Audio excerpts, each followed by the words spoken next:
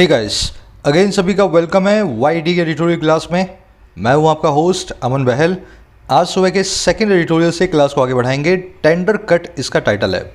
This article deals with a proposed ban on crypto currencies in India. तो भारत सरकार bitcoin जैसी crypto currencies पे ban लगाने वाली है, इसकी बात करेगा।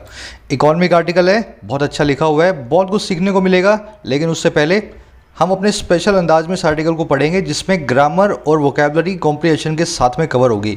तो आप जितनी भी ग्रामर आज आप देखने वाले हो, है ना, और जितने भी वोकैबुलरी वर्ड अच्छे अच्छे देखोगे, सारे इस क्विज में रिवाइज हो जाएंगे। हैंडमेड क्विज है, क्लोज टेस्ट बेस्ड है। अब पहले इसको दें एक ट्राई। वीडियो के लास्ट में इसका सोल्यूशन करवाऊंगा आपको मैं लाइव, ठीक है। चलिए शुरू करें, आइए कुछ नया सीखते हैं।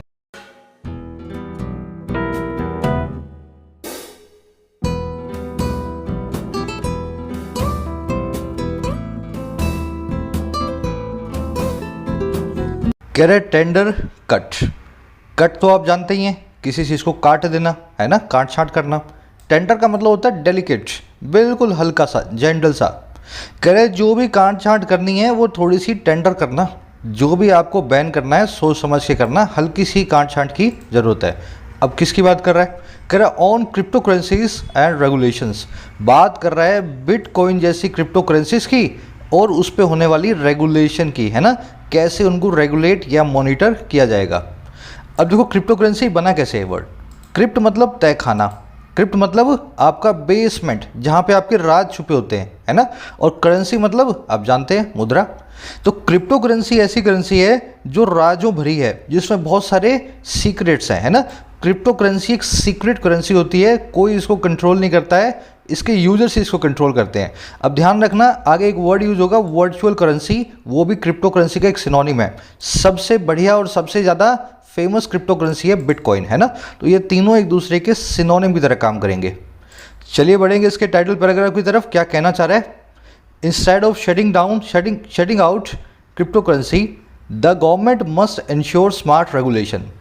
कह रहे बजाय शट आउट करने के, शट आउट करने का मतलब है किसी चीज़ को पैकिंग करके बाहर भेज देना, किसी चीज़ को कंप्लीटली बंद कर देना, समझ गए ना। शट डाउन का सिनोनिम समझे शट आउट।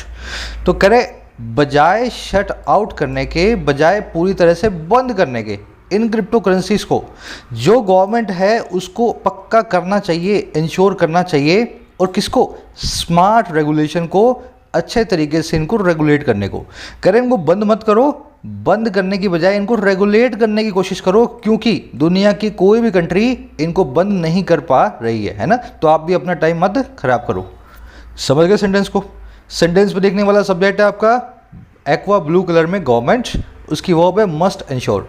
इस सेंटेंस पे देखने वाली बहुत चीज़ें, है ना, मैं क्या करके आपसे डिस्कस करता हूँ। लेकिन उससे पहले वीडियो को एक लाइक और एक शेयर दें ताकि वीडियो को रीच मिले, है ना, यूट्यूब पे। अब देखो पहली चीज़ इस सेंटेंस में देखने वाली, इंस्टेड ऑफ, इसका मतलब होता है बजाय। इंस्टेड ऑफ के बाद में आपको नाउन मिलेगा, प्रोनाउन मिलेगा, या मिलेगी वर्ब की आईएनजी फॉर्म।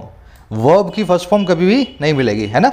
तो इसलिए हमने शटिंग आउट लिखा है, इसको एक नाउन बनाने की कोशिश की है। इसको कहते हैं जीरेंट, वर्ब की आईएनजी फॉर्म जो कि नाउन बनने की कोशिश करती है।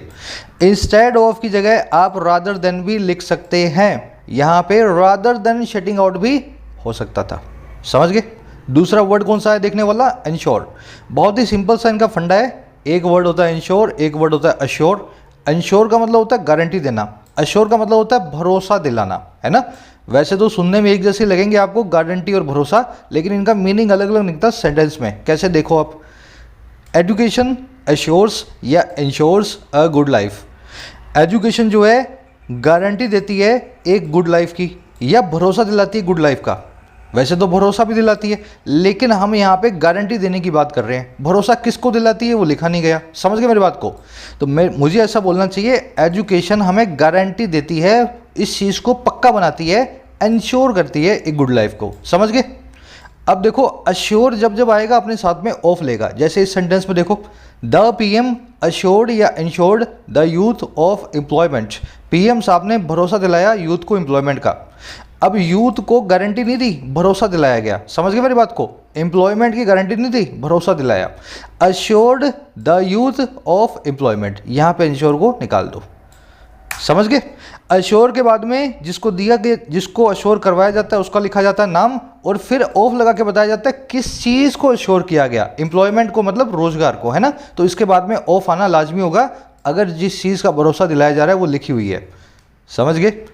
चलिए आगे बढ़ते हैं। मैं आपको एक समरी दे देता हूँ पूरे आर्टिकल की।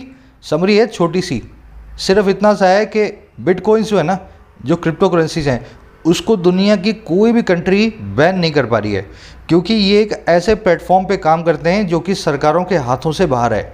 अब बैन कर लो, लोग अपने घर से ऑनलाइन बैठ के फिर भी कर लेंगे, है ना। हमारा आर्टिकल क्या कह रहा है? कह रहा है इस पर बहुत गलत काम होते हैं, हमें पता है, लेकिन इससे कुछ अच्छी बातें भी हैं। तो बजाय इंडियन गवर्नमेंट को कह रहा है कि बैन करने के, आप इनको रेगुलेट करने की कोशिश करो, लेकिन भारत सरकार ने बैन करने का फैसला ले लिया है। आर्टिकल कह रहा है अभी भी सोचने की कोशिश करो, क्या आप इनको बैन वास्तव में कर सकते हो? अगर अमेरिका और चाइना नहीं कर सके, क्या आप कर पाओगे? समझ गए। बस ये इसकी आज की समरी है। सरकार को थोड़ी सी एडवाइस दे रहा है, और आज की टोन हो सकती है रीजनेबल। रीजन की बात करेगा, लॉजिक देगा। कह रहा कोई दुनिया में बैन नहीं कर पाए तो आप कैसे करोगे, है ना। लॉजिकल टोन है, रीजनेबल टोन है आज की। शुरू करेंगे, लेकिन उससे पहले अगर आप एक सीरियस स्टूडेंट हैं और इंग्लिश के कारण बहुत परेशान हैं, अगले 6 महीने में जो एग्ज़ाम्स हैं उनको अच्छे से इंग्लिश सीख के देना चाहते हैं, है ना, जिससे इंग्लिश में मार्क्स भी आए आपके, तो आपको क्या करना है? आपको 2 वीक में इस प्लेलिस्ट को पूरा करना है। ये रखिए चैनल के होम पेज पे, complete English grammar for all competitive exams. 2 week 3 week में पूरा कर लिया, उसके बाद एडिटोरियल्स पढ़ेंगे तो आपको पता लगेगा इंग्लिश में मार्क्स कैसे आते हैं, है ना। ज़रूर से अपने बेसिक्स पे काम करना आज से शुरू करें। इसी के नीचे मिलेगी आपको प्रीमियम कंटेंट की 2 प्लेलिस्ट, एक बैंकिंग वाली, एक एसएससी वाली। इन प्लेलिस्ट के अंदर 60-60 वीडियोस पड़ी हैं, 50-60, जिसमें मैं बताता हूं बैंक और एसएससी के पेपर को कैसे सॉल्व करना है। रात को मैंने बैंक का एक नया बूस्टर भी अपलोड कर दिया है फॉर मेंबर्स, ज़रूर से जाकर के देखें इनको। और अगर मेंबर बनना चाहें और सीखना चाहें एग्जाम की अप्रोच, तो ज्वाइन बटन पर प्रेस करके अपना छोटा सा कॉन्ट्रीब्यूशन दे। शुरू करने वाला हूँ। जिन लोगों के कार्ड काम नहीं कर रहे हैं, इस वीडियो को देख करके आप अपने कार्ड की प्रॉब्लम सॉल्व कर सकते हैं। कह रहे the governments statement about bringing in law on cryptocurrencies is welcome, as it could put an end to the existing ambiguity over the legality of these currencies in India। कह रहे सरकार की जो स्टेटमेंट है, सरकार की जो ऐलान किया है सरकार ने, है ना, जो बात बोली है, अच्छा किस बारे में? ब्रिंग इन करने के बारे में, लेकर के आने के बारे में। ब्रिंग इन करना मतलब लाना या इंट्रोड्यूस करना। कह रहे सरकार ने जो कहा है कि वो लेकर के आएगी एक लॉ को, एक कानून को क्रिप्टो करेंसीज पे, कह रहा है वो है बड़ा ही वेलकम, उसका हम सभी स्वागत करते हैं। कह रहा है क्यों करते हैं भाई? एज, क्योंकि it could put an end to, क्योंकि ये एक अंत ला सकता है। Put an end to something मतलब किसी चीज़ का अंत करना। कह रहे क्योंकि ये एक अंत ला सकता है, किसमें? हाल में जो एम्बिग्यूटी है, हाल में जो वेगनेस है, जो अनक्लैरिटी है, और किसके ऊपर? लीगैलिटी के ऊपर, कानूनन वैधता के ऊपर इन करेंसीज की भारत के अंदर। समझ गए ना। कह रहा सरकार ने स्टेटमेंट दी है कि हम लॉ लाएंगे, बहुत वेलकम करते हैं स्टेटमेंट का, क्योंकि ये खत्म कर देगा उस एम्बिग्विटी को, उस अनक्लैरिटी को जो इनकी कानूनी वैधता के ऊपर है, इन क्रिप्टो करेंसीज की हमारे देश भारत में। अब देखो इस सेंटेंस में देखने वाली चीज़ें। स्टेटमेंट की वर्ब है इज, इट की वर्ब है could put. Put an end to something, किसी चीज़ का खात्मा कर देना, किसी चीज़ को ख़त्म कर देना, ठीक है ना। एम्बिग्यूटी एक अच्छा वर्ड है, इस पर बहुत सारे वर्ड्स बनते हैं, सबको एक साथ लेना है अपने को। ये वर्ड बना है एम्बिग्यूस नाम के एडजेक्टिव से। देखो ग्यूअस जो बना है जाने से, मतलब गो करना। एम्बिग्यूअस मतलब जो चीज़ 2 तरफ जाए। एम्बी मतलब डबल, 2, यूएस मतलब जाना। आप नॉर्थ में भी जा रहे हो और साउथ में भी जा रहे हो, आप एक ऐसे पर्सन हो जो क्लियर नहीं हो कहाँ आपको जाना है, समझ गए ना। तो इससे बनता है एम्बिग्यूअस मतलब अनक्लियर, ठीक है। इन दोनों वर्ड्स को मैं ना जोड़ रहा। अब आपके सामने मैं वर्ड्स बना रहा हूँ ताकि कन्फ्यूजन ना हो। वैसे ही वर्ड बनता है एम्बीवेलेंट। गो रूट का एक सिस्टर रूट है वेल रूट। वेल का मतलब भी होता है जाना। एम्बीवेलेंट मतलब जो 2 तरफ जाए। एम्बीवेलेंट भी वही वर्ड हो गया जो हो अनक्लियर। इक्विवोकल, इक्वी मतलब बराबर, वोकल मतलब बोलना, जो 2 तरफ बोले, हाँ भी बोले और ना भी बोले, मतलब कि अनक्लियर। समझ गए ना, अनक्लियर। और वैसे ही अपना वर्ड है अनक्लियर और लास्ट में वर्ड है वेग। ये सब एडजेक्टिव है और सब एक दूसरे के सिनोनिम है। एम्बिग्यूअस, एम्बीवेलेंट, इक्विवोकल, अनक्लियर और वेग। अभी इन एडजेक्टिव से ही हम इनकी नाउन फॉर्म बनाएंगे। अब देखते जाओ। एम्बिग्यूअस की नाउन फॉर्म होती है एम्बिग्यूटी, एम्बिग्यूटी, ठीक है। अनक्लैरिटी है ना। एम्बिवेलेंस की एम्बीवेलेंट, वैलेंस, ठीक है, ये इसकी नाउन फॉर्म। इक्विवोकल से इक्विवोकैलिटी, ठीक है, और अनक्लियर से अनक्लैरिटी, अनक्लैरिटी, और वेग से वेगनेस, वेगनेस। मैंने आपके सामने एडजेक्टिव और नाउन फॉर्म में इनकी बनाई है क्योंकि आगे यूज होगी बहुत जगह, इसी में से ही आप वर्ड देखोगे पूरे आर्टिकल में आगे आते हुए। इस तरफ सारे एडजेक्टिव, इस तरफ सभी के सभी नाउन। चलिए आगे बढ़े। ब्रिंग इन करना मतलब लाना, किसी चीज़ को इंट्रोड्यूस करना। कह रहे the vagueness exist notwithstanding the fact that the government has from time to time suggested that it does not consider them to be a legal tender। कह रहा है जो ये वेगनेस है, जो ये अनक्लैरिटी है, अभी देखो यही वर्ड हमने ऊपर बनाया है। एम्बिग्यूटी का सिनोनिम होता है वेगनेस, क्योंकि एम्बिग्यूअस का सिनोनिम होता है वेग, ठीक है ना। तो ये नाउन फॉर्म है, सब्जेक्ट बनी हुई है। कह रहे जो ये वेगनेस है, जो अनक्लैरिटी है, जो साफ ना होने का काम है, ये अभी भी जारी है एग्जिस्ट करना, बावजूद, नॉटविथस्टैंडिंग मतलब बावजूद इस फैक्ट के, इस तथ्य के, दैट वो ये कि सरकार जो है ना, सरकार वो हैज सजेस्टेड, वो सजेस्ट कर चुकी है। और कब? टाइम टू टाइम, वक्त दर वक्त, है ना। पहले जनवरी में, फिर मार्च में, फिर दिसंबर में, है ना, टाइम टू टाइम। कह रहा सरकार टाइम टू टाइम सजेस्ट कर चुकी है कि ये उनको कंसीडर नहीं करती है। और क्या नहीं कंसीडर करती है? Legal tender. सरकार मानती है कि लीगल टेंडर नहीं है। लीगल टेंडर का मतलब होता है लीगल करेंसी, भारत की लीगल मुद्रा। सरकार मानती है कि ये कोई लीगल मुद्रा है ही नहीं। समझ गए? अभी सेंटेंस पे देखने वाली चीज, सब्जेक्ट वर्ब आप पकड़ रहे हो। वेगनेस की वर्ब है एग्जिस्ट, गवर्नमेंट की वर्ब है हैज सजेस्टेड, इट की वर्ब है डज नॉट कंसीडर। नॉटविथस्टैंडिंग का मतलब होता है बावजूद। ध्यान देना, नॉटविथस्टैंडिंग के दो सिनोनिम है, डिस्पाइट और इंस्पाइट ऑफ। ध्यान देने की चीज यही है कि डिस्पाइट के बाद में ऑफ कभी भी नहीं लगाना, और इंस्पाइट के बाद में ऑफ हमेशा आएगा। आप इन तीनों वर्ड को एक दूसरे से चेंज कर सकते हो, मीनिंग में कोई फर्क नहीं आएगा। नॉटविथस्टैंडिंग, डिस्पाइट और इंस्पाइट ऑफ। चलिए, जो ये सब कुछ बता रहा हूँ क्विज में यूज होगा, है ना, बाद में जाओगे लास्ट के अंदर। कह रहा it has not however been able to channel this understandable disapproval arising out of the fact that such currencies are highly volatile, used for illicit internet transactions and only outside the ambit of the state into any sort of regulation। ऐसे sentence को पढ़ने का क्या तरीका होता है? जिसमें दो डैश आ रहे हो, डैश से डैश के बीच का अलग कर दो और बाकी सेंटेंस पहले पढ़ डालो, ठीक है। तो मैं बाकी का पढ़ रहा हूं, बीच वाला छोड़ के। कह रहा है it has not been able, ये एबल नहीं रही है, ये बिल्कुल भी सक्षम नहीं रही है। और कैसे? हाउएवर, हालांकि। और किस चीज़ को करने में एबल भाई? चैनल करने में, गाइड करने में, डायरेक्ट करने में इसकी अंडरस्टैंडेबल डिसअप्रूवल को, इसकी उस डिसअप्रूवल को जो अंडरस्टैंडेबल है। हमें सबको पता है बिटकॉइन बहुत खतरनाक होता है और सरकार वास्तव में डिसअप्रूवल सही दिखा रही है ना, खतरनाक चीज़ है ये। कह रहे फिर भी ये बिल्कुल भी एबल नहीं रही है सरकार कि ये डायरेक्ट करे अपनी डिसअप्रूवल को। अब ये बीच वाला छोड़ रहा हूँ। और किस में डायरेक्ट करना है? Into any sort of regulation, किसी भी प्रकार की रेगुलेशन में। सरकार ने सिर्फ अपना गुस्सा जताया बिटकॉइन से, हमेशा बोलती है कि इनको हम नहीं मानते हैं, लेकिन इस पे कोई कानून बना के कभी भी इसको बैन वैन नहीं लगाया। समझ गए ना? अब आ जाओ सेंटेंस में बीच वाला पोर्शन देखने में। ये डिसअप्रूवल कहाँ से आई है? अब इसके लिए पूरा बीच में लगा हुआ ये वाला। कह रहे ये वो डिसअप्रूवल है जो अराइज आउट ऑफ होती है, जो उभर करके आती है, निकल करके आती है इस फैक्ट में से, इस तथ्य में से, दैट वो ये कि ऐसी जो करेंसीज हैं वो बहुत ज़्यादा वोलेटाइल होती हैं, बहुत ज़्यादा इम्बैलेंस्ड होती हैं। आज 1 रुपये की, कल 100 रुपये की, है ना, वोलेटाइल। और यही करेंसीज यूज्ड होती हैं किसके लिए? इलीगल इंटरनेट ट्रांजैक्शंस के लिए, इलिसिट इंटरनेट ट्रांजैक्शंस के लिए। और यही करेंसीज पूरी तरह से होली आउटसाइड एंड बाहर हैं जुरिस्डिक्शन के, अधिकार क्षेत्र के, स्टेट के, हमारे देश के।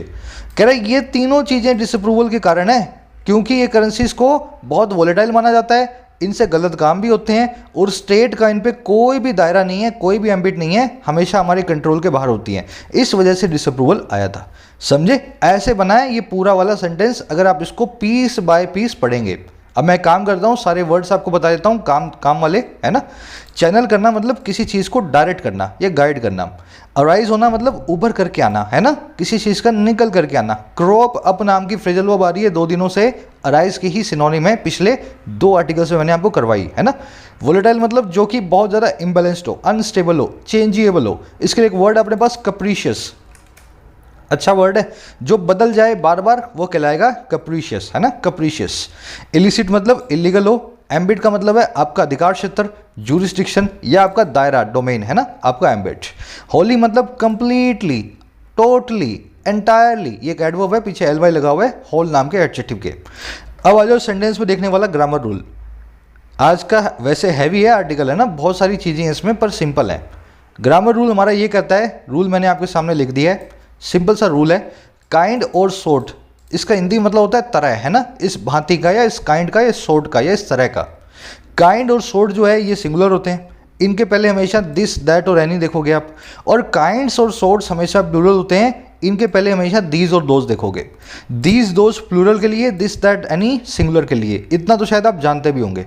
अब ध्यान देने की चीज़ क्या है, अगर इनके बाद में ऑफ लगेगा, और वो लगेगा ही, काइंड और सोर्ट के बाद में सिंगुलर ही नाउन होगा और काइंड्स और सोर्ट्स के बाद में प्लूरल नाउन होगा। समझ गए ना, ये पूरा ही प्लूरल चलेगा। एडजेक्टिव भी प्लूरल, काइंड के आगे भी एस लगा हुआ, सोर्ट के आगे भी एस लगा हुआ और नाउन भी प्लूरल, और ये पूरा ही सिंगुलर चलेगा। एडजेक्टिव भी सिंगुलर, काइंड और सोर्ट भी सिंगुलर और नाउन भी सिंगुलर। ठीक है, देखो ये सिंगुलर तो है लेकिन इससे पहले कभी भी ए या एन नहीं आता है ना। सोर्ट के बाद में सिंगुलर नाउन लगेगा लेकिन बिना ए या एन के, ध्यान रखें इस चीज़ का। अब देखो इसको अपने अप्लाई करेंगे। Nobody likes these sort of a treatment, कोई भी नहीं पसंद करता है इस तरह के बर्ताव को। ठीक है, अ ट्रीटमेंट, ट्रीटमेंट कितनी है, सिंगुलर है, तो सॉर्ट तो यहाँ पे आएगा ही। ठीक है, लेकिन सॉर्ट से पहले सिंगुलर नाउन आएगा, दी सिंगुलर एडजेक्टिव आएगा। दीज का सिंगुलर फॉर्म होता है दिस। ठीक है, दीज का सिंगुलर फॉर्म हमने दिस लगा दिया ताकि सॉर्ट को करे क्वालिफाई। अब ध्यान देना, सॉर्ट के बाद में सिंगुलर नाउन कभी भी ए नहीं लेता है, तो मैं क्या करूंगा, अ ट्रीटमेंट की जगह लिखूंगा treatment. Nobody likes this sort of treatment. ठीक है, अगला देखो, these kinds of computer is very powerful, इस तरह के कंप्यूटर बहुत पावरफुल होते हैं। ध्यान देना, कंप्यूटर कितने हैं, एक। अगर कंप्यूटर एक है तो काइंड्स के आगे का एस निकाल दो और दीज को बना दो दिस में। ठीक है, this kind of computer is very powerful. या दूसरा तरीका इसको करने का क्या है, आप सीधे सीधे कंप्यूटर के आगे एस लगा दो और इसको बदल दो आर में। These kinds of computers are powerful. अब यहाँ पे आप कई सारे कंप्यूटर्स की बात कर रहे होंगे और पहले वाले केस में सिर्फ एक कंप्यूटर की बात कर रहे हैं, दोनों ही ठीक है अपनी अपनी जगह पे। ठीक है, अब तीसरा देखो, I always wanted to on this sort of properties, मैं हमेशा चाहता था ऑन करूँ इस तरह की प्रॉपर्टीज़ को। प्रॉपर्टियाँ कितनी हैं, बहुत सारी हैं, तो सोर्स तो यहाँ पे आएगा, बिल्कुल ठीक है, लेकिन दिस नहीं यहाँ पे आएगा this sort of properties. Clear हो गया ना, सिंपल सा रूल है। काइंड के पहले दिस, सोर्ट्स या काइंड से पहले दोज है ना, दोज या दीज। लास्ट देखो, what sort of a man are you, don't you have manners, किस तरह के आदमी हो तुम, किस भांति के आदमी हो तुम, तो क्या तुम्हारे में मैनर्स नहीं है। देखो इस केस में अ लगाना जरूरी है।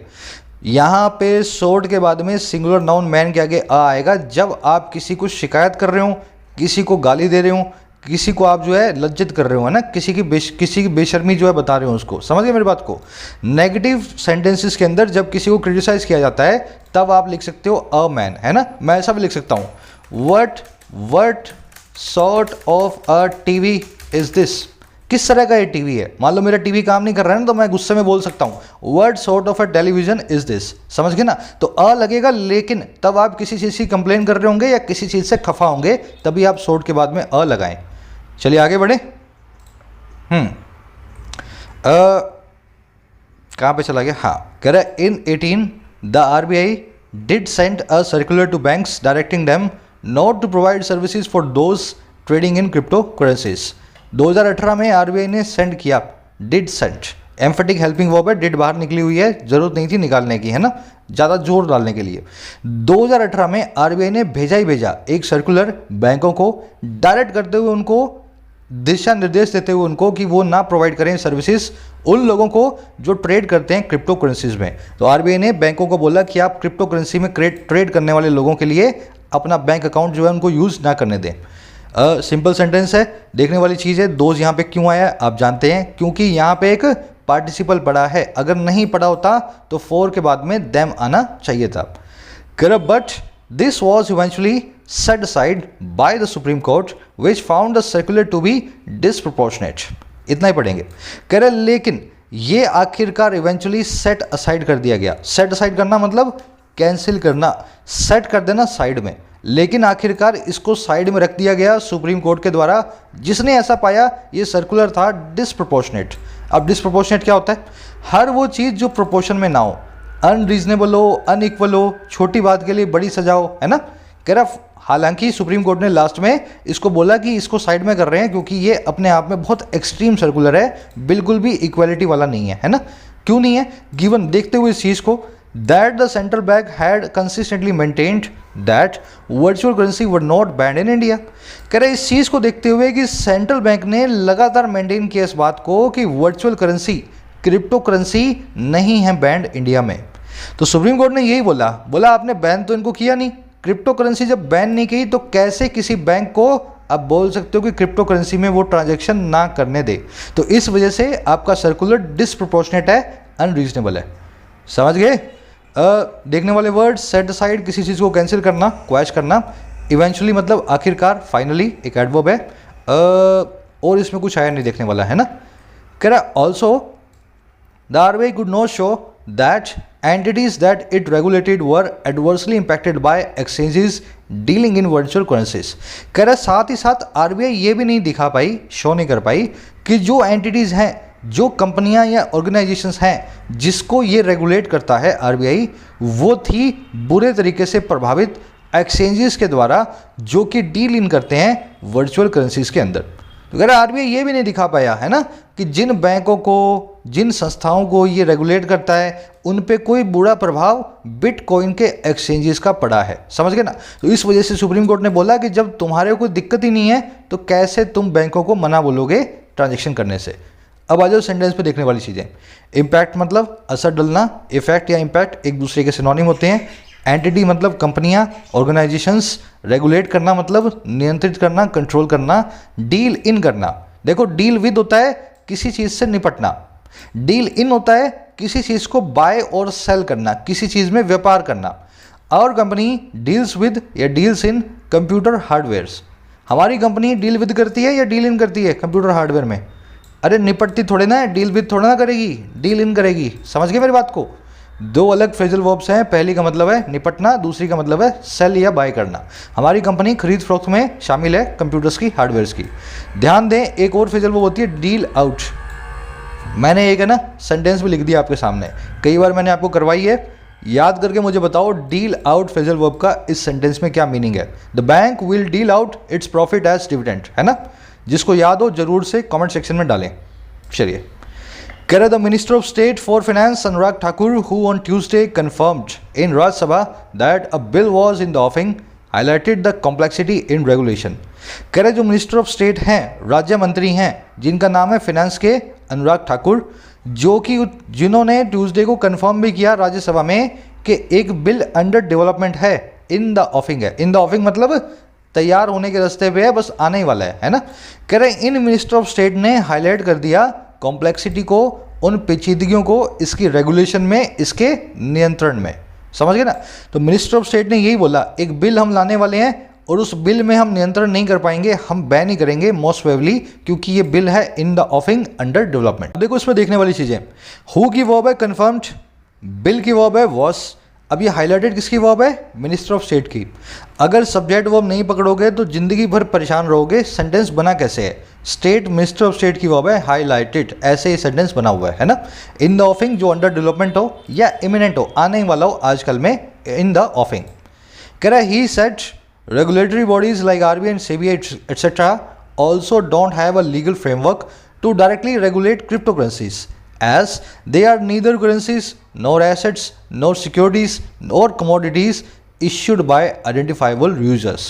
कह रहा उन्होंने कहा कि रेगुलेटरी बॉडियां जो हैं, हमारे देश की नियंत्रण करने वाली एजेंसी जो हैं, या तो आरबीआई और सेबी, है ना। कह रहा है इनके पास भी कोई कानूनी ढांचा नहीं है, लीगल फ्रेमवर्क नहीं है। और किसका? सीधे सीधे रेगुलेट करने का क्रिप्टो करेंसीज को। अच्छा क्यों नहीं है? कह रहा है क्योंकि यस, ना तो ये क्रिप्टो करेंसियाँ कोई करेंसी हैं, ना ये कोई पूंजी है, ना ये कोई सिक्योरिटी है, ना ये कोई कमोडिटी है जो कि इशू की गई हैं किसी ऐसे यूज़र के द्वारा जो आइडेंटिफाइबल है, जिसको आइडेंटिफाई किया जा सके। क्रिप्टो करेंसीज को आइडेंटिफाई, आपको क्रिप्टो करेंसी किससे मिली और किसने आपको दी और आप किसको दोगे, ये किसी को नहीं पता होता। समझ रहे हो मेरी बात को? आइडेंटिफाइबल यूज़र नहीं होता क्रिप्टो करेंसी को चलाने वाला।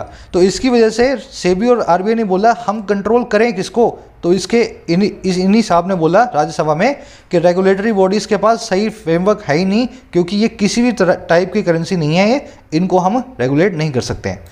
आ जाओ सेंटेंस में देखने वाली चीज़ें। फ्रेमवर्क का मतलब होता है ढांचा, इंफ्रास्ट्रक्चर, फाउंडेशन। सिंपल सेंटेंस है, आगे बढ़ेंगे, है ना। ये सब तो आप जानते हो ना। करेंसी मतलब मुद्रा, एसेट मतलब पूंजी, सिक्योरिटी मतलब कोई बॉन्ड हो, है ना, एफडी वेफडी हो। कमोडिटी मतलब कोई चीज़ हो जिसको आप खरीद फरोख्त कर सकें, है ना, जैसे सोना है, चांदी है, कमोडिटीज़ हैं। कह this legal ambivalence has not however been able to prevent crypto currencies from having a growing clientele in India. कह रहे ये जो कानूनी एम्बिवलेंस है, ये जो कानूनी अनक्लैरिटी है। एम्बिवलेंस वर्ड ऊपर हम बना चुके हैं एम्बिग्यूटी के साथ, है ना। एम्बिग्यूटी, वेगनेस, एम्बिवलेंस सारे वर्ड्स मैंने ऊपर करवाए हैं आपको, है ना। कह रहा है ये जो कानूनी अनक्लैरिटी है, इसने हालांकि नहीं बनाया है, नहीं एबल रही है ये प्रिवेंट करने में क्रिप्टो करेंसीज को। और कहाँ से? Having a growing clientele in India, रखने से एक बढ़ते हुए क्लाइंटों को इंडिया के अंदर। कह रहा भले ही लीगली ये बात क्लियर नहीं है क्रिप्टो करेंसी कितनी सही है, फिर भी इस चीज़ ने क्रिप्टो करेंसीज को नहीं रोका है कि ये अपना क्लाइंट ग्रुप को इंडिया में बढ़ाए। बढ़ते ही जा रहे हैं इंडिया में क्रिप्टो करेंसी के क्लाइंट्स। एम्बिवलेंस, अनक्लैरिटी, वेगनेस आपका सब्जेक्ट है। हैज़ नॉट बीन आपकी वर्ब है प्रेजेंट परफेक्ट टेंस में। प्रिवेंट का मतलब है रोकना, प्रिवेंट का मतलब भी रोकना, रिफ्रेन का मतलब भी रोकना, एब्सटेन का मतलब खुद को रोकना, बार का मतलब भी रोकना, बैन का मतलब भी रोकना। सब के बाद में जिस चीज़ से रोका जाता है फ्रॉम लगा के बताया जाता है, समझ गए ना। Prevent crypto currencies from having a growing clientele, समझ गए ना। तो यहाँ पे फ्रॉम नाम का प्रीपोजिशन फिक्स है इन सभी वर्ड्स के बाद।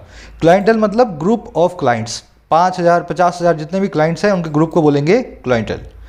करे their attraction may only grow now given that the most well known of them as also the most valuable Bitcoin has hit new peaks in price and is gaining influential followers such as Tesla founder Elon Musk।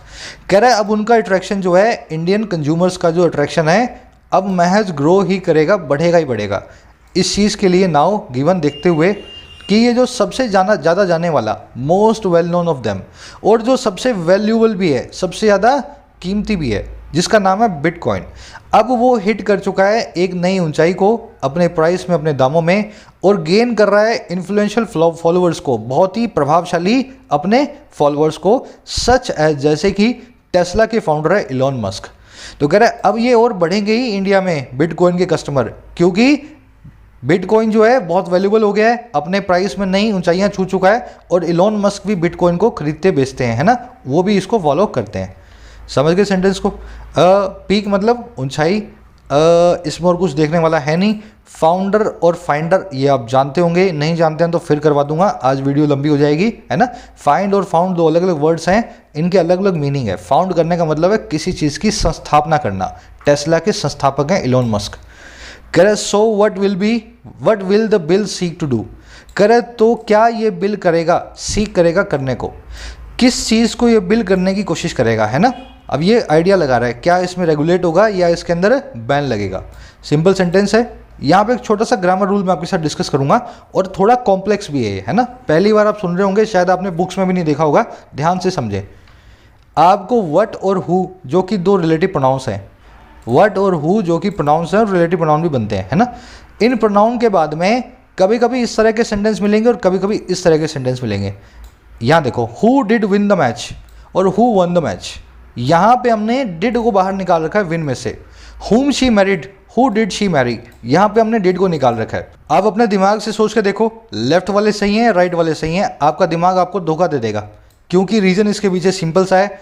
Who और what जो है ना, इनको how, where, Y, when उनसे अलग रखना चाहिए, क्योंकि ये दोनों प्रोनाउन है और वो सब के सब एडवर्ब है, ठीक है। तो इनका सिंपल सा एक फॉर्मूला है, फंडा है। अगर सेंटेंस की मेन वर्ब का डूअर सेंटेंस के अंदर हो, अगर सेंटेंस की मेन वर्ब का डूअर सेंटेंस के अंदर हो तो हेल्पिंग वर्ब बाहर आएगी और इन्वर्जन होगा। अगर सेंटेंस की मेन वर्ब का डूअर सेंटेंस के अंदर ना हो तो हेल्पिंग वर्ब बाहर नहीं आएगी, सेंटेंस में इन्वर्जन नहीं होगा। समझ गए। अब देखो कैसे। Who did win the match और who won the match. Main verb क्या है? विन करना। किसने मैच जीता। अब मुझे बताओ, जिसने मैच जीता क्या उसका कहीं जिक्र है? नहीं है जिक्र। अगर उसका जिक्र नहीं है ना, अगर उसका जिक्र नहीं है तो ये सेंटेंस गलत है। आपको हेल्पिंग वर्ब को बाहर नहीं निकालना, आपको इस सेंटेंस को राइट में जो लिखा हुआ ना वैसे लिखना है, हु वन द मैच। समझ गए मेरी बात को? अगर जिसने मैच जीता उसका जिक्र सेंटेंस में नहीं है तो हेल्पिंग वर्ब को बाहर नहीं निकालोगे, क्योंकि मेन वर्ब का डूअर सेंटेंस में नहीं आ रहा है। हु नाम का प्रोनाउन ही आपके सेंटेंस के सब्जेक्ट का काम करेगा। अगला देखो, हुम शी मैरिड, उसने किससे शादी की, हुम शी मैरिड। अब देखो शादी किसने की, उसने। मैरी आपकी मेन वर्ब है, करने वाली है वो। अगर सेंटेंस के मेन वर्ब का सब्जेक्ट सेंटेंस के अंदर है तो उस केस में आपको हेल्पिंग वर्ब को बाहर निकालना है। तो हुम डिड शी मैरी, ये आपका सेंटेंस सही बनेगा। समझ गए ना, राइट वाला सही है। तीसरा देखो, हुम यू वोट फॉर, तुमने किसके लिए वोट करते हो, तुम किसको वोट देते हो। वोट देना आपका काम है, देते हो आप। सेंटेंस का सब्जेक्ट सेंटेंस का डूअर सेंटेंस के अंदर है तो आपको क्या करना है, हेल्पिंग वर्ब को बाहर निकालना है। समझ गए ना मेरी बात को? अगर डूअर अंदर हो तो हेल्पिंग वर्ब बाहर निकलेगी, अगर डूअर अंदर ना हो तो हेल्पिंग वर्ब बाहर नहीं निकलेगी। राइट वाले सब सही हैं, लेफ्ट वाले सब गलत हैं। What did force you to come here, main verb क्या है, फोर्स। कम नहीं है, टू कम यहाँ पे इन्फिनेटिव है, मेन वर्ब नहीं है। ध्यान देना, आप यू आपके लिए लगा है टू कम के लिए, लेकिन ये मेन वर्ब है ही नहीं। फोर्स है आपकी मेन वर्ब। किस चीज़ ने आपको यहाँ आने पे मजबूर किया, मजबूर किस चीज़ ने किया, वो चीज़ तो यहाँ है नहीं। अगर नहीं है तो हेल्पिंग वर्ब बाहर नहीं निकलेगी। Word force you to come here, come main verb नहीं है, फिर मत बोलना सर यू का सब्जेक्ट, कम का सब्जेक्ट तो यू बन रहा है लेकिन कम मेन वर्ब नहीं है, मेन वर्ब है फोर्स। अगला देखो, what do you think about the movie, आप मूवी के बारे में क्या सोचते हैं। थिंक कौन करता है भाई, आप करते हैं। मेन वर्ब कौन है, थिंक, डूअर है आप। अगर ऐसा है तो आपको हेल्पिंग वर्ब को बाहर निकालना है। What do you think about the movie. समझ गए, सिंपल सा कॉन्सेप्ट है, थोड़ा कॉम्प्लेक्स है लेकिन मैंने सिंपल तरीके से आपको बताया ट्रिक के साथ। ये ट्रिक मेरी खुद की है, पेटेंट ट्रिक है, आपको किसी बुक में नहीं मिलेगी। मतलब वैसे तो मिल जाएगी, मतलब सीधे सीधे नहीं मिलेगी कहीं लिखी हुई। अगर इस ट्रिक से चलेंगे कभी भी गलती नहीं करेंगे। चलो आगे बढ़ते हैं। Those associated with niche but growing ecosystem will be worried about this question the most। कह रहा है वो लोग जो जुड़े हुए हैं इस निश से, निश मतलब स्पेशलाइज्ड एरिया, बिटकॉइन में खरीद फरोख्त करना एक स्पेशल काम है ना, निच है। कह रहे जो इस स्पेशल काम से जुड़े हुए हैं, लेकिन ये निच नहीं है बल्कि एक ग्रोइंग इकोसिस्टम भी है, बढ़ता हुआ पर्यावरण भी है। बिटकॉइन अपने आप के अंदर ही एक बाजार भी है ना। कह रहे वो लोग जो जुड़े हुए हैं इस स्पेशल फील्ड से, लेकिन जो अपने आप में एक बाजार भी है, विल बी वरीड, वो वरीड होंगे इस क्वेश्चन के बारे में द मोस्ट, सबसे ज़्यादा। क्योंकि जो लोग खरीद फरोख्त कर रहे हैं अगर बैन लग गया तो उनका लाखों का नुकसान हो जाएगा। Correct, crypto currencies exchanges which have sprung up are reportedly lobbying with the government to make sure these currencies are regulated rather than banned or outright। Correct, crypto currency के जो एक्सचेंज हैं जो कि हो गए हैं स्प्रिंग अप। स्प्रिंग मतलब आप जानते हैं, अप मतलब ऊपर। जब कोई चीज़ स्प्रिंग अप होती है ना तो उछल करके अचानक से ग्रो करती है, grow with the speed. Correct, crypto currency के एक्सचेंज जो रातों रात डेवलप हो गए हैं, रातों रात उग आए हैं, है ना, निकल करके आ गए हैं रातों रात। कह रहा है वो रिपोर्टेडली कथित तौर पे लॉबी कर रहे हैं सरकार के साथ, प्रेशर डाल रहे हैं सरकार पे कि वो मेक श्योर करे, वो पक्का करे कि ये करेंसियों को रेगुलेट किया जाएगा, बजाय सीधे सीधे बैन करने के, आउटराइट बैन करने के। समझ गए ना? तो ये एक्सचेंज वाले सारी गवर्नमेंटों पे प्रेशर डाल रहे हैं कि आप बैन मत करना, सिर्फ रेगुलेट इनको करो। स्प्रिंग अप मैंने आपको बता दिया, अचानक से ग्रो करना। इसके लिए वर्ड्स अपने पास फ्लरिश, मशरूम और बूम, रातों रात ग्रो कर जाना किसी चीज़ का। लॉबी विद करने का होता है किसी का, मतलब लॉबी विद करने का मतलब होता है किसी को परसुएड करना, किसी को प्रेशराइज करना। जब आप सरकार के साथ लॉबी विद कर रहे हैं, सरकार पे आप प्रेशर डालने की कोशिश कर रहे हैं। Smart regulation is preferable as a ban on something that is based on technology of distributed ledger cannot be implemented for all practical purposes। कह रहे स्मार्ट रेगुलेशन प्रेफरेबल है, सही तरीके से रेगुलेट किया जाना बहुत ही प्रेफरेबल है। कह रहे क्योंकि एक जो बैन है ना एक ऐसी चीज़ पे, ऑन समथिंग जो कि बेस्ड है टेक्नोलॉजी पे, डिस्ट्रीब्यूटेड लेजर की, ये खास टेक्नोलॉजी होती है, इसको ना आप कंट्रोल कर सकते हो ना इसमें कोई करप्शन हो सकता है ना, बहुत साउंड टेक्नोलॉजी है। कह रहा है बैन रेगुलेशन प्रेफरेबल है क्योंकि एक बैन इस टाइप की टेक्नोलॉजी पे नहीं इंप्लीमेंट किया जा सकता प्रैक्टिकल पर्पजेस से। ये एक ऐसी टेक्नोलॉजी है जो अपने घर से ही आप देख सकते हो, कर सकते हो, बहुत ही ज़्यादा कड़ी है, सिक्योर है और बिल्कुल भी इसमें करप्शन नहीं होता है। इस टेक्नोलॉजी को बैन करना मुश्किल है जब तक इंटरनेट अपने मोबाइल फ़ोन में है। समझ गए ना? चलो डिस्ट्रीब्यूटेड लेजर के सामने ही ब्लॉकचेन टेक्नोलॉजी भी आएगी। अब आगे देखोगे ये बिटकॉइन की टेक्नोलॉजी है दोनों।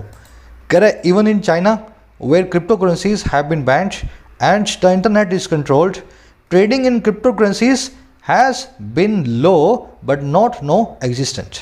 कह रहे as an India inter minister committee found out, कह रहे यहाँ तक कि चाइना में भी, यहाँ तक कि चीन में भी, जहाँ पे क्रिप्टो करेंसीज को बैन कर दिया गया है और इंटरनेट भी कंट्रोल किया जाता है, कह रहे वहाँ पे भी ट्रेड करना जो क्रिप्टो करेंसीज में वो बिल्कुल लो तो है लेकिन नॉन एग्जिस्टेंट नहीं है। ट्रेड कम जरूर होता है लेकिन ऐसा नहीं है कि ट्रेड चाइना में नहीं होता। जैसा कि हमारे इंडिया के एक इंटर मिनिस्ट्रियल कमेटी ने, पार्लियामेंट की कमेटी ने फाउंड आउट भी किया, ऐसा पाया भी। तो इस कमेटी की ने अपनी रिपोर्ट में बताया कि चाइना भी कंट्रोल नहीं कर पाया है इस बिटकॉइन नाम की टेक्नोलॉजी को। समझ गए? नॉन एग्जिस्टेंट मतलब जो चीज़ एग्जिस्ट ना करे, एब्सेंट हो, मिसिंग हो, गायब हो, है ना। सिंपल सेंटेंस है, रिपीट नहीं कर रहा हूँ। कह रहा है despite this and the fact that most countries it studied had opted for regulation, this committee still went ahead to recommend an outright ban। कह रहे बावजूद इस चीज़ के, डिस्पाइट दिस, और इस फैक्ट के, इस तथ्य के कि ज़्यादातर कंट्रीज जिन्होंने इसको स्टडी किया है बिटकॉइन को, उन्होंने ऑप्ट फॉर किया है, चुनाव किया है इसको रेगुलेट करने का, इसको कंट्रोल में लाने का। कह रहे बावजूद इस चीज़ के, ऊपर वाली चाइना वाली और इस तथ्य के कि सारी कंट्री रेगुलेट ही कर रही हैं, इस कमेटी ने फिर भी वेंट अहेड किया। ये कमेटी फिर भी आगे बढ़ गई रेकमेंड करने में पूरे सीधे सीधे कंप्लीट बैन को। तो कमेटी खुद ही मान रही है कि बैन नहीं कर सकते और अगले सेंटेंस में खुद ही रेकमेंड कर रही है कि बैन कर दो बावजूद इन चीज़ों के। ध्यान देना, ऑप्ट फॉर मतलब चुनाव करना, चूज करना, आउटराइट मतलब सीधे सीधे कंप्लीटली पूरा अच्छे तरीके से, एब्सोल्यूट, है ना, absolute ban. Despite, in spite of, not with standing, तीनों एक दूसरे के सिनोनिम है, यहाँ पे दोनों बाकी के वर्ड्स भी आ सकते थे। फिर of course it encouragingly also batted for an official digital currency as well as for the promotion of underlying blockchain technology. Correct, कोई शक नहीं, ऑफ कोर्स इसने पूरी एनकरेजमेंट के साथ, पूरे उत्साह के साथ, एनकरेजिंगली मतलब पूरे जोश के साथ ही साथ बैट फॉर भी किया, साथ ही साथ इसने सपोर्ट भी किया एक ऑफिशियल डिजिटल करेंसी का, सरकारी डिजिटल करेंसी का, साथ ही साथ किस चीज़ के प्रमोशन के लिए भी सपोर्ट किया, उसमें अंडरलाइंग ब्लॉकचेन टेक्नोलॉजी को। ब्लॉकचेन टेक्नोलॉजी और डिस्ट्रीब्यूटेड लेजर एक ही बात है, बिटकॉइन की टेक्नोलॉजियाँ हैं। इस इंटर मिनिस्टर कमेटी ने क्या बोला कि आप अपनी एक खुद की करेंसी बनाओ भारत सरकार को, और जो ब्लॉकचेन टेक्नोलॉजी के ऊपर बेस्ड हो, जिसको भारत सरकार कंट्रोल कर पाए, है ना। इस चीज़ को इन्होंने बैट फॉर किया, इस चीज़ को सपोर्ट किया। समझ गए? देखने वाली चीज़, बैट फॉर करना, सपोर्ट करना, इसको हिंदी में बोलते हैं बल्लेबाजी करना। जब आप किसी के लिए बल्लेबाजी करते हो ना, आप उस टीम को सपोर्ट करते हो। ऐसे भी इस फ्रेजल वर्ब को याद रखें, बैट फॉर को। अंडरलाइंग मतलब जो अंदर छुपी हो, इनहेरेंट हो, इंट्रिंसिक हो। बिटकॉइन में यही टेक्नोलॉजी छुपी है, ब्लॉकचेन टेक्नोलॉजी, है ना, अंडरलाइंग है इस चीज़ के अंदर। कह the government must resist the idea of a ban and push for smart regulation. सरकार को रजिस्ट करना ही चाहिए, सरकार को रोकना ही चाहिए, सरकार को अपने आप को बचाना ही चाहिए इस आइडिया से जो कि एक बैन का, और इसी सरकार को मस्ट पुश करना ही चाहिए। और किसके लिए? स्मार्ट रेगुलेशन के लिए, अच्छे तरीके से कंट्रोल के लिए, है ना। रजिस्ट करने का मतलब है अपने आप को रोकना किसी चीज़ को करने से, तो इस बैन से अपने आप को रोकना है और अच्छे से रेगुलेट करने के लिए पुश करना है। सिंपल आर्टिकल आज का, फटाफट बढ़ेंगे क्विज की तरफ। अपना स्कोर मुझे जरूर बताना लास्ट में, 5 में से कितने नंबर आए, है ना। चलो, द फाइनेंस मिनिस्ट्री, एफ बड़ा, the finance ministry has decided to impose an outright ban on all kind of sorts of crypto currencies. इतना ही पढ़ते हैं। फाइनेंस मिनिस्ट्री ने डिसाइड किया है कि वो लगाएंगे एक सीधे सीधे बैन को, कंप्लीट बैन को सभी प्रकार की क्रिप्टो करेंसीज पे। देखो करेंसी तो बहुत सारी हैं, पीछे एस लगा हुआ है, तो काइंड तो बिल्कुल भी नहीं आएगा, और काइंड की जगह यहाँ भी ये वाला काइंड भी नहीं आएगा। तो क्या आएगा? या तो सोर्स आएगा या सोर्स आएगा, लेकिन सोर्स के साथ में कभी भी ए नहीं आता, क्योंकि सोर्स तो बहुत सारी चीज़ों के लिए आता है ना। तो मैं क्या लगाऊंगा? सोर्स। समझ गए ना। Ban on all sorts of crypto currencies, D हो गया आपका आंसर। इसको अपने कलर दे देते हैं ग्रीन, ताकि बाद में आने वालों को पता लगे। चलो आगे बढ़ो। Despite of, rather than, notwithstanding या in spite of the intrinsic potential of secure and transparent blockchain technology. सरकार ने डिसाइड जो किया है ना, ये बावजूद किया है उस अंतर्निहित पोटेंशियल के, उस ताकत के जो है एकदम महफूज और ट्रांसपेरेंट ब्लॉकचेन टेक्नोलॉजी की। तो यहाँ पे बावजूद वाला मीनिंग अपने को चाहिए, है ना, बावजूद वाला। बावजूद कहाँ से आता है? नॉट विद स्टैंडिंग से आता है। इंस्पाइट ऑफ से भी आ सकता है, डिस्पाइट ऑफ से बिल्कुल भी नहीं आएगा, ऑफ तो लगेगा नहीं डिस्पाइट के आगे। और रादर देन का मतलब होता है बजाय। देखो बजाय का मतलब होता है इस काम करने की बजाय ये वाला काम करना। यहाँ पे काम तो एक ही हो रहा है, बैन करने का, बावजूद हो रहा है इस चीज़ के, है ना, तो बजाय वाला मीनिंग नहीं चाहिए। आपका आंसर डी भी हो सकता है और आपका आंसर सी भी हो सकता है। हालांकि मैं इंस्पाइट के आगे से ऑफ निकालना चाह रहा था, मैंने गलती से लगा दिया है, तो मैं अब निकाल देता हूँ, सी आपका आंसर है। ठीक है, चलो इंस्पायर्ड के आगे तो ऑफ आएगा ना, तो ऑफ नहीं आने की वजह से डी आपका आंसर नहीं है। आगे बढ़ो। कह रहा what it means, does it mean, did it mean या it mean for Indian clientele of crypto currencies. ये वो ऊपर वाली चीज़ क्या मीन करती है इंडियन ग्राहकों के लिए जो क्रिप्टो करेंसी के हैं। अब ध्यान देना, मीन करना मतलब निकलना। इट इसका सब्जेक्ट है, अगर सब्जेक्ट सेंटेंस के अंदर आ रहा है तो सेंटेंस की हेल्पिंग वर्ब बाहर आएगी व्हाट और हुम के साथ, है ना। हेल्पिंग वर्ब होगी यहाँ पे डज, तो व्हाट डज इट मीन ये आपका सही आंसर होगा। समझ गए ना। इट मीन्स नहीं हो सकता क्योंकि मीन का सब्जेक्ट है इट, अगर सब्जेक्ट सेंटेंस के अंदर आ गया है तो हेल्पिंग वर्ब बाहर आएगी, तो does it mean. Did it mean भी हो सकता है, लेकिन यहाँ पे डिड इट मेंट लिखा हुआ है ना, तो बिल्कुल नहीं बनेगा, और इट मेंट तो बनता ही नहीं है। समझ गए। चलो डिड के बाद में तो मीन आएगा ना, मेंट नहीं आएगा, बेयर इंफिनिटिव आना चाहिए, सी भी नहीं है।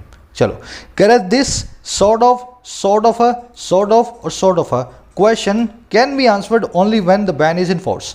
कह रहे इस टाइप का क्वेश्चन तभी जवाब दिया जा सकता है जब बैन फोर्स में आ जाएगा। अब देखो क्वेश्चन है, सिंगुलर है, तो लगेगा तो शॉर्ट, है ना, या तो बी आपका आंसर है या ए आपका आंसर है।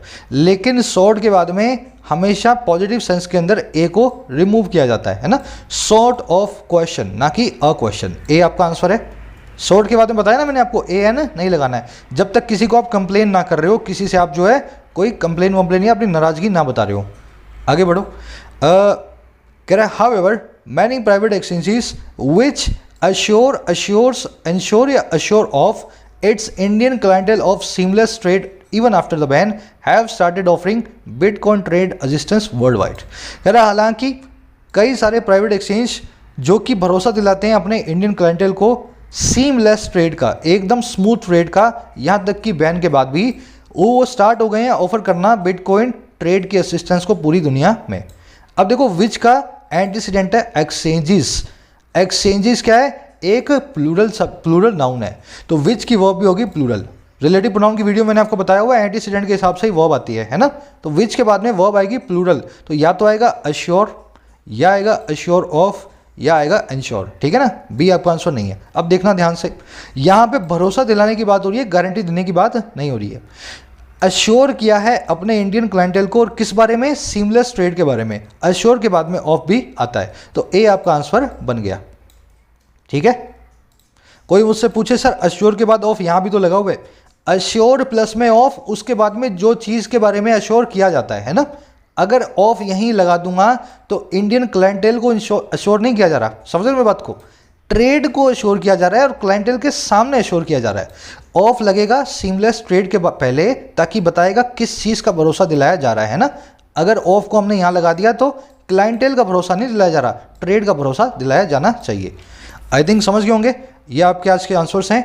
कमेंट सेक्शन में अपना स्कोर मुझे बताएं। मुलाकात लूंगा कल की वीडियो में, तब तक के लिए साइनिंग आउट।